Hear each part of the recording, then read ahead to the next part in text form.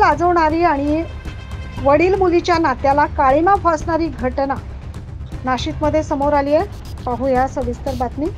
मुंबई, पुणे, छत्रपती संभाजीनगर पाठोपाठ आता नाशिकमध्ये देखील वारंवार अत्याचाराच्या घटना समोर येत आहेत। नाशिकच्या उपेंद्रनगर मधील एका खासगी क्लासेसच्या शिक्षकाने अल्पवयीन मुलीचा विनयभंग केल्याची घटना ताजी असतानाच आता सिडको मधील पवननगर भागात इयत्ता 11वीत शिकत असलेल्या मुलीचा बापानेच विनयभंग केल्याचा धक्कादायक प्रकार समोर आला।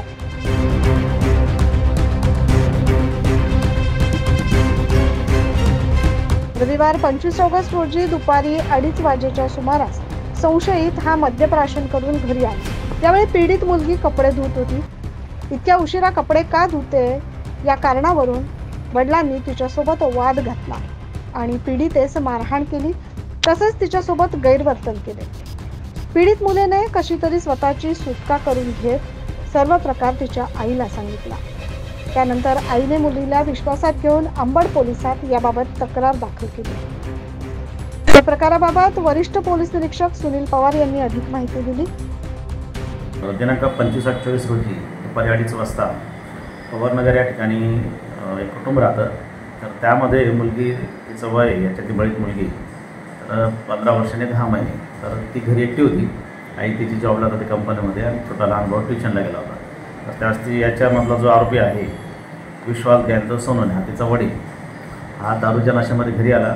तो हॉटेलमध्ये कामाला आहे आणि दुपारी आल्यानंतर ती मुलगी कपडे धुत होती। तर त्यामुळे त्याने दारूच्या नशेमध्ये तिला विचारलं की सकाळचे कपडे दुपारी का धुते, एवढं उशिरा काय केलं, काय करत होती, असं त्यांचा वाद झाला बापले तिचा। आणि त्यानंतर त्या वडिलांनी तिला मारायला चालू केलं। त्यानंतर तिला शरीराशी लगड करून तिच्यासोबत गैरवर्तन करायचा प्रयत्न केला। तर तिने प्रतिकार केला, आईला कळवलं। आई आल्यानंतर आईने त्या मुलीची समजूत घातली आणि पोलीस स्टेशनला ते तक्रार द्यायला आले।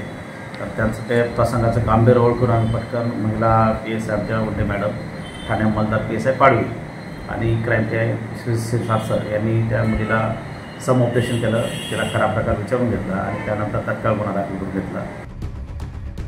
या प्रकरणी संशयितास अटक करण्यात आली। या घटनेचा अधिक तपास सहाय्यक पोलीस उपनिरीक्षक संदेश पाडवी करतात।